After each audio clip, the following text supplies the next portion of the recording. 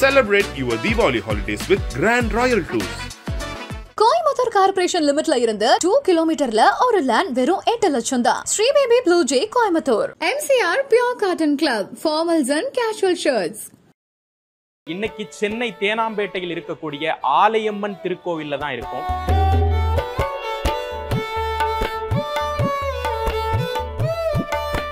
கல்யாணம் ஆகாதவங்களுக்கு கல்யாணம் ஆகும் சார், குழந்தை இல்லாதவங்க குழந்தை பாக்கியம், படிப்பு விஷயம், மற்றபடி வேலை இல்லாதவங்களுக்கு வேலை கொடுக்குறது, பல இதுக்கு நன்மை ஆலயம்னால வேண்டியும் வருவாங்க.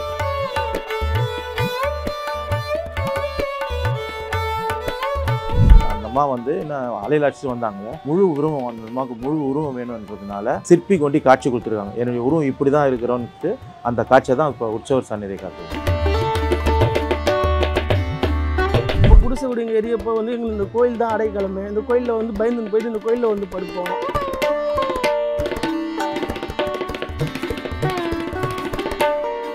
நம்ம இது மனசார நினச்சிக்கிட்டு மனசார வேண்டிக்கணும். ஏதோ வரோம் கோயிலுக்கு போகிறோம் நினச்சிக்கூடாது. நம்ம எவ்வளோ கஷ்டம் இருந்தாலும் அந்த அம்மா கிட்ட சொல்லிட்டு போனால் கண்டிப்பாக நடக்கும். விளக்க போட்டு செஞ்சாங்க. எனக்கு அது மாதிரி நிறைய நடந்திருக்கு.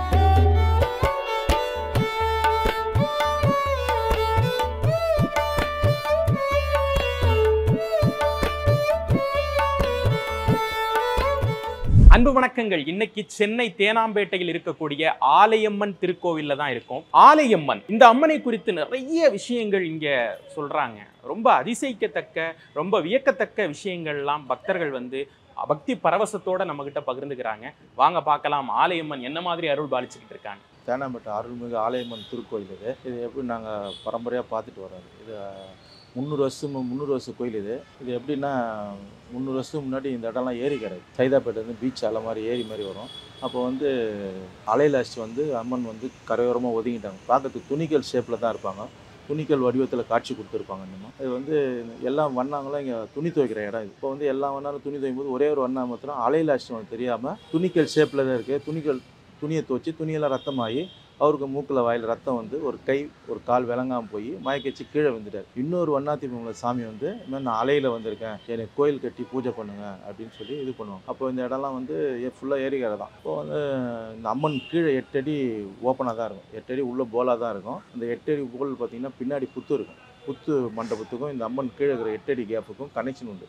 அந்த அம்மாவுக்கு போகிற வழி இதுதான். இப்போ நாங்கள் அபிஷேகம் பண்ணுற பால் எல்லாமே புத்தில் தான் போய் விழும். புத்தில் முட்டைப்பால் ஊற்றுவாங்க. அதுவும் இந்த தான் கனெக்ட் ஆகும். மூலஸ்தானம் இதுக்கு தான் இதுக்கு கரெக்ட் ஆகும். குழந்தை இல்லாதவங்களுக்கு குழந்தை பாக்கியம், கல்யாணம் ஆகாதவங்க கல்யாணம் ஆகும். இந்த மாதிரி பல விஷயங்கள் நடக்குது. நம்ம கோயிலில் எல்லாமே நடக்கும். நம்ம ஆடி மாதம் திருவிழா வருது பார்த்தீங்களா. அப்போ திருவிழா போது நம்ம கோயிலில் முதல்ல கங்கை அம்மனுக்கு காப்பு கட்டுவாங்க. கங்கை அம்மன் போட்டு இன்னும் 3 நாள் இது பண்ணிவிட்டு 2வது வாரம் ஊர்கூடி பொங்கல் வச்சு ஊர்கூடி ஜனங்கள்லாம் அப்போ ஏன்னா 2வது வாரம் ஊர் ஜனங்கள்லாம் பொங்கல் எடுத்துன்னு இங்கே வச்சு ஊர்கூடி பொங்கல் வச்சு அன்றைக்கி படையெல்லாம் போட்டு 1:30 மணிக்கு பம்பை வீட்டுக்கெல்லாம் வச்சு வர்ணிச்சிட்டு தீபார்த்தனை பாட்டு படையல் போட்டு இது பண்ணுவோம். அதுக்கப்புறம் ஈவினிங்கை ஒரு 6 மணிக்கு மேலே சிம்ம வாகனத்தில் சாமி புறப்பாடாகும்.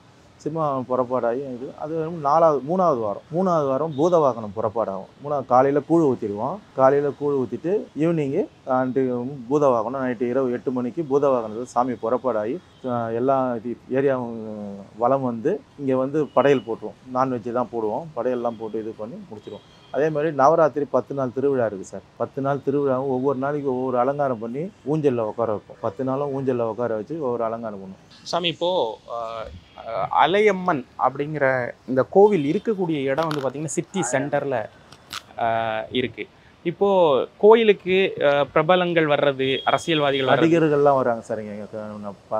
இங்கே எல்லா நடிகரும் அந்த காலத்தில் எல்லா நடிகரும் வர இடம் தான் இது. இப்போ கவுண்டமணி எல்லாம் சங்கிலி முருகன் எல்லாம் இங்கே நம்ம கோயில் டோனராக இருந்தவங்க. கவுண்டமணி சார், சங்கிலி முருகன் சார் எல்லாமே டோனராக இருந்து தான் அவங்க நிறைய நடிகர் இங்கே வந்துட்டு தான் இதுவாங்க. இப்போ யாரும் வரல. டிராஃபிக் ஏரியா முன்ன பார்க்கிங்லாம் இதுவாக இருந்தது. இப்போ யாரும் அவ்வளோ வர்றது கிடையாது. அரசியல்வாதிகளும் வருவாங்க, எல்லா கட்சிக்காரங்களும் வருவாங்க. எல்லாம் போய் நல்ல இது நல்லா பேசு. கோயிலில் என்னென்ன சுவாமிகள்லாம் இருக்காங்க? உற்சவர் அது மூலவர் தான் சொன்ன பார்த்தீங்களா. அது அலையில் வச்சு வந்தோன்னா அலைமேல் அமர்ந்தால் பேர். உற்சவர் சாமி இருக்குது. உற்சவர் சாமி பக்கத்தில் ஆனந்த விநாயகர் இருக்கார். அப்படியே சுற்றி வரும்போது லக்ஷ்மி கணபதி இருக்குது. அங்கே முருகர் சன்னதி பாலசுப்ரமணிய டெம்பிள் இருக்குது. அப்புறம் துர்க்கை அம்மன், அப்புறம் நவகிரகம், ராஜகணபதி, அண்ணன்மார்கள், பலிபீடம், அவ்வளோதான் இருக்குது. இப்போ இந்த ஆலயம்மன் கோவில்ல இந்த ஒரு விஷயம் வந்து ரொம்ப பிரசித்தி. இந்த ஒரு வேண்டுதல் வச்சா கண்டிப்பா இந்த மாதிரி ஒரு பூஜை பண்ணா கல்யாணம் ஆகாதவங்களுக்கு கல்யாணம் ஆகும் சார், குழந்தை இல்லாதவங்க குழந்தை பாக்கியம், குழந்தை படிப்பு விஷயம், மற்றபடி வேலை இல்லாதவங்களுக்கு வேலை கொடுக்குறது, பல இதுக்கு நன்மை. ஆலயம்னால வேண்டியும் வருவாங்க. ரொம்ப லாங்லேருந்துலாம் வந்து வேண்டிப்பாங்க. பொங்கல் வச்சு எல்லாருக்குமே வந்து குலதெய்வம் இது. ரொம்ப இங்கேருந்து காலி பண்ணிட்டு போயிட்டா கூட அந்த ஆடி மாதத்தில் பொங்கல் வைக்க வருவாங்க. பாண்டிச்சேரியிலேருந்து வருவாங்க, நெய்வேலியிலேருந்து வராங்க, எல்லா ஊர்லேருந்தும் வந்து இப்போ அந்த மறக்காமல் அவங்க ஆடி மாதம் வந்து அவங்க நிவேத்தியம் பண்ணிட்டு போயிடுவாங்க. ஏன்னா அவங்களுக்கு குலதெய்வன்றதுனால அவங்களுக்கு ரொம்ப பக்தி இதுவாக பண்ணிட்டு போவாங்க. கோயிலுடைய நடை திறப்பு நேரங்கள் காலையில் வந்து 6 மணிக்கு திறந்துடும். 6லேருந்து மதியம் வந்து 11 மணிக்கு க்ளோசிங் ஆகிடும். ஈவினிங் வந்து 5:30 மணிக்கு திறந்து 8:30 மணிக்கு முடியும். காலையில் 7 மணிக்கு அபிஷேகம், உற்சவருக்கு அபிஷேகம், மூலவருக்கும் 7 மணிக்கு அபிஷேகம் பண்ணும். மூலவர்ன்றதுனால 2 கால பூஜை. நைட்டு 8 மணிக்கு அபிஷேகம் மூலவருக்கு மட்டும். உற்சவருக்கு காலையில் ஒண்டி தான் பண்ணுவாங்க அபிஷேகம். இப்போ ஒரு பிரார்த்தனையாக அம்மனுக்கு இது படைக்கணும் அப்படின்னு அம்மனுக்கு புடவை மாலை சாத்துறது தான், புடவை சந்தன காப்பு அலங்காரம் பண்ணுறது, இதெல்லாம் அவங்களுக்கு வேண்டுதல் தான் சாத்திட்டு அபிஷேகம் பண்ணுவாங்க. அபிஷேகம் பண்ணி இது புடவெல்லாம் சாத்திட்டு இது பண்ணுவாங்க. இப்போ இங்கே சிற்பமாக வடித்து வச்சிருக்க அம்மன் இருக்காங்க. இதுதான் வந்து சிற்பி காட்சி கொடுத்தது. அந்த அம்மா வந்து என்ன அலையில் அடிச்சுட்டு வந்தாங்களே, முழு உருவம், அந்த அம்மாவுக்கு முழு உருவம் வேணுன்றதுனால சிற்பி கொண்டு காட்சி கொடுத்துருக்காங்க. என்னுடைய உருவம் இப்படி தான் இருக்கிறோன்ட்டு அந்த காட்சியை தான் இப்போ உற்சவர் சந்நிதி காட்டுறது. இங்கே உள்ள சிற்பிக்கு, ஆமாம், அந்த சிற்பிக்கு அந்த என்னுடைய உருவம் இப்படி தான் இருக்கும், சிற்பி காட்சி கொடுத்துருக்காங்க. அந்த காட்சி பிரகாரம் தான் அந்த உற்சவரை செதுக்கியிருக்காரு சிற்பி. இத்தனை கால வரலாற்றில் அம்மன் நடத்தின அதிசயங்கள் அப்படின்னு சொல்லிட்டு இருக்கும் இல்லையா? நடத்தின அதிசயம்னா எல்லாமே அதிசயம் தான் சார். கோயிலில், நம்ம கோயிலில் நிறைய பேர் 10 வருஷம் குழந்தை இல்லாதவங்களுக்கு ரெகுலராக வேண்டிட்டு வந்துடுறாங்க. 10 வருஷம் கழிச்செல்லாம் குழந்தை பிறந்திருக்கு. அதனால நம்பிக்கையோடு வருவாங்க நம்ம கோயிலுக்கு. சென்னை ஒட்டி இருக்கக்கூடிய நிறைய வெளி அவுட்டர்லாம் இருப்பாங்க, இந்த கோயில் பற்றி தெரியாதவங்க இருப்பாங்க. அவங்களுக்கெல்லாம் நம்ம கோயிலில் வந்து அவங்க வந்து கேட்பாங்க, நாங்கள் வரலாறு சொல்லுவோம். இந்த மாதிரினாக்கா அவங்களுக்கு அந்த வரலாறு பார்த்தா அவங்களுக்கே மெய் சிலுத்து போயிடுவாங்க. இந்த மாதிரி நாங்கள் பார்த்ததில்லை, தேனாம்பேட்டில் இப்படி ஒரு அலையில் அடிச்சுட்டு வந்த அம்மன் உருவம் இல்லாமல் பார்த்தது. அந்த காலத்துலேருந்து அந்த அம்மா எப்படி அங்கே படுத்துருந்தாங்க அதே இடத்துல தான் இருக்காங்க. அது நம்ம கும்பாபிஷேகம் பண்ண சொல்ல கூட அந்த அம்மாவை நவுத்தலை, எதுவும் பண்ணலை, அப்படியே தான் கும்பாபிஷேகம் பண்ணோம். அந்த இடம் எப்படி அந்த காலத்தில் வந்து அப்படியே வந்தாங்களோ அந்த இடத்துல அப்படியே தான் இருக்கும். எதுவும் நவுத்தி எதுவும் பண்ண முடியாது. ஏன்னா அதை ஒட்டினா மாதிரியே புத்து இருக்காது. பார்த்தீங்கல்ல, பக்கத்துலேயே புத்து இருக்காது. நாங்கள் அபிஷேகம் பண்ணால் அந்த புத்து வழியாக போய் அந்த மரத்தில் போய் கனெக்ட் ஆகும். அந்த புத்து இதில் போய் கனெக்ட் ஆகும். அது உள்ள பாம்பெல்லாம் இருக்குது. வயசாகி போயிருக்கேன் சார். ஆனால் யாரும் பார்க்க முடியாது. அவங்க எப்போ நைட்டில் தான் அம்மன் வந்து சுற்றுவாங்க, நைட்டில் தான் வந்து. ஆனால் வெளியிலாம் வரமாட்டாங்க. வயசான அம்மன் தான் இருக்குது, வயசானது தான் இருக்காங்க. ரொம்ப நாளாக இருக்குல்ல. இந்த மரமே உங்களுக்கு, இந்த மரம் வந்து இப்படி பாண்டி பூஜாரி வரைக்கும் வேறு போகும். இந்த கோயிலுக்கு பக்தர்கள்லாம் நிறைய ஊர்கள்ல இருந்து வரணும் அப்படின்னா, இந்த மாதிரி ஒரு வழிபாடு உள்ள மக்கள் வரணும் அப்படின்னா எந்த மாதிரி பிரச்சனைகள் இருக்கவங்க இங்கே வரணும்? அதான் சொன்னேன் சார், கல்யாணம், வேலை, கல்யாணம், வீட்டு குடும்ப பிரச்சனை, இந்த மாதிரி எல்லா பிரச்சனைக்குமே வரலாம். இங்கே வந்தால் கண்டிப்பாக நிறைவேற்றுவாங்க. நிறைய பேர் நிறைவேற்றியும் போயிருக்கிறாங்க. இங்கேருந்து ஊர்லேருந்து வெளியூர்லலாம் வந்து அவங்களுக்கு சக்ஸஸ்ஃபுல்லாக. ஏன்னா இப்போ நம்ம அரசியல் நடக்குதுங்களா, வெளியூரில் தான் வந்து ஃபைல்லாம் வச்சு இங்கே தான் வச்சு எடுத்துருப்பாங்க. அங்கேருந்து இங்கே இது தாக்க வருவாங்கல்ல, ஹரிவாலத்திலாம், அவங்கெல்லாம் வந்து வெளியூரில் காட்டு அந்த இது வச்சு தான் இது பண்ணிட்டு போவாங்க, வேண்டியது போவாங்க. சில பேருக்கு எல்லாம் நல்லபடியாக நடந்துருக்கு. எது நினச்சாலும் அம்மன் நடக்கும். நம்ம இது மனசார நினச்சிக்கிட்டு மனசார வேண்டிக்கணும். ஆனால் மனசார நினச்சிக்கிட்டு அந்த அம்மா கிட்ட ஒப்படைச்சா எதோனாலும் நடக்கும். ஆனால் மனசார வந்து நினச்சிக்கணும். ஏதோ வரோம் கோயிலுக்கு போகிறோம் நினச்சிக்கூடாது. நம்ம எவ்வளோ கஷ்டம் இருந்தாலும் அந்த அம்மா கிட்ட சொல்லிட்டு போனால் கண்டிப்பாக நடக்கும். விளக்க போட்டு செஞ்சாங்க. எனக்கு அது மாதிரி நிறைய நடந்திருக்கு. அதனால தான் வரேன். உங்கள் வாழ்க்கையில் இப்படி ஒரு விஷயம் நடத்தி வச்சாங்க அம்மா அப்படின்னா ஏதாவது? நடத்தி வச்சு நிறைய விஷயம் இருக்குது. நான் 5 பொம்பளை பசங்க, ஏதோ கஷ்டத்துக்கு வந்துவேன், அதுக்கேற்ற மாதிரி ஏதோ ஒன்று கிடைக்கும். அதனால் வெள்ளிக்கிழமை செவ்வாய்க்கிழமை வந்து விளக்க போட்டுட்டு. ஆனால் அதான் சொல்கிறாங்களே, அந்த அம்மா வந்து ஆற்றோடு அடிச்சுட்டு வந்தாங்க, அதோடு நின்றுட்டு இப்போ எல்லாருக்குமே சக்தி. எல்லாருமே இப்போது எங்கே சுற்றி எங்கே வராங்க. அதனால் பெரிய இதுவாக. நீங்கள் எத்தனை வருஷமாக அந்த கோயிலுக்கு வந்துட்டு? இங்கே ஒரு 4 வருஷமாக தான் வரேன் நான். சொன்னாங்க போய் இந்த கோயிலை போய் சுற்றிட்டு வர, உனக்கு நல்லதாக நடக்கும். அங்கே கேட்க நகரில் தான் இருக்கோம், வேலைக்கு தான் இங்கே வரோம். அதனால் அப்பத்துலேருந்து வந்துகிட்டே இருக்க. ஒரு 3 வருஷமாக வரேன் நான். செஞ்சுட்டேன்.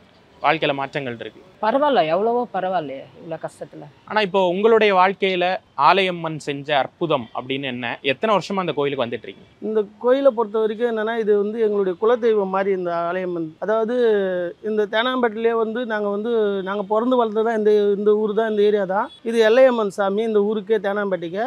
நாங்கள் சின்ன வயசுலேருந்து இந்த கோயிலில் வந்து படுத்து தூங்கியிருக்கோம்.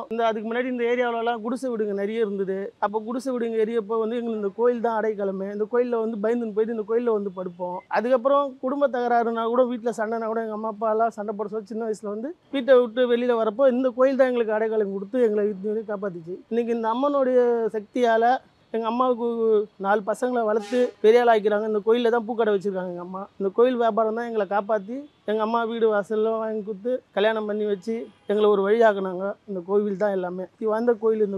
இந்த கோயிலுக்கு வந்து நிறைய நடிகர்கள்லாம் வந்து போகிற இடம் இது. அதுக்கு எனக்கு தெரிஞ்ச அளவுக்கு சொல்கிறேன் நான். இது கவுண்டமணி சார் வந்திருக்காரு, அப்புறம் சங்கர் சார் வந்துருக்காரு, சினிமா ஸ்டென்ட்டில் இருக்கிறவங்க பாண்டியன் மாஸ்டர் வந்து அடிக்கடி வந்து போவார், அவர் இந்த ஊர் தான். அப்புறம் வந்து ராஜ்குமார் ஸ்டென்ட் மாஸ்டர் வந்திருக்காரு. அப்புறம் நிறைய சினிமா ஆக்டர்ஸ், நாடக நடிகர்கள் எல்லாருமே இந்த இடத்துக்கு வந்து போனவங்க தான். ஆனால் இந்த கோயிலுக்கு வந்து போனவங்க எல்லாமே ஒரு உச்சத்தில் தான் இருந்திருக்காங்களே தவிர இது வரைக்கும் கீழே இறங்கினதா சரித்திரமே கிடையாது. இந்த கோயிலுடைய சக்தி அப்படியான சக்தி. ஆனால் இன்னைக்கு காலமுறை மாற வந்து கோயிலில் வந்து கூட்டம் குறைஞ்சிருக்கு. அதுக்கு காரணம் வந்து பக்தி குறையிலன்னு அர்த்தம் கிடையாது. பக்தி இருக்குது, நிறைய கோவில்கள் ஊருக்கு இருக்குது இப்போ. அதனால் கோவில்கள் பிரிஞ்சதுனால கோயிலுங்க அங்கங்கே வீட்டாண்டியே கும்பிட்டுக்கிறாங்க. அதுக்கு முன்னாடி ஊருக்கு ஒரு கோயில் இருந்தது, இப்போ தெருக்கு ஒரு கோயில் இருக்குது. அதனால் வந்து தெருக்கு கோயில் இருக்கிறதுனால அங்கங்கேயே கும்பிட்டுக்கிறாங்க. மனசாரான பக்தி இருக்குது. தமிழ்நாடு ஃபுல்லாகவே பக்தி பரவசம் எல்லாருக்குமே இருக்குதான். அது இல்லைன்னு மறைக்கவே முடியாது. சும்மா வெளிப்படையாக பேசிக்கலாம், நாங்கள் கடவுள் இல்லை பக்தி இல்லை அப்படின்னு. வீட்டுக்குள்ளே எல்லாரும் வச்சுன்னு இருக்கிறாங்க, மனசுக்குள்ளேயும் வச்சிருக்காங்க பக்தி. இப்போ சென்னை அவுட்டர்லாம் நிறைய பேர் இந்த கோயில் பற்றி தெரியாமல் இருக்கலாம். அவங்களுக்கெல்லாம் தெரியாமல் இருக்க வாய்ப்பே கிடையாது. தேனாம்பேட்டைன்னு லொக்கேஷன் போட்டு நீங்கள் லேண்ட்மார்க் போட்டாலே ஆலயம்மன் கோவில் தான் இங்கே எல்லாமே. இந்த பக்கத்தில் சரௌண்டிங்கில் மெயின் ஏரியா இது. இந்த பக்கம் அண்ணா அறிவாலயம் இருக்குது, இந்த பக்கம் காமராஜர் அரங்கம் இருக்குது, பக்கத்தில் எம்ஜிஆர் வீடு இருக்குது, அந்த பக்கம் சிவாஜி கணேசன் வீடு இருக்குது, மனோரமா வீடு இருக்குது. மெயின் ஃபேமஸான ஏரியா தான் இது. இது ஒன்றும் தெரியாத இடம்லாம் கிடையாது. யார் சொன்னது இதெல்லாம் தெரியாதுன்னு? Celebrate your Diwali holidays with Grand Royal Tours. Coimbatore corporation லிமிட்ல இருந்து 2 கிலோமீட்டர்ல ஒரு லேண்ட் வெறும் 8 லட்சம் தான். Shri baby blue J Coimbatore. MCR Pure Cotton Club, formals and casual shirts.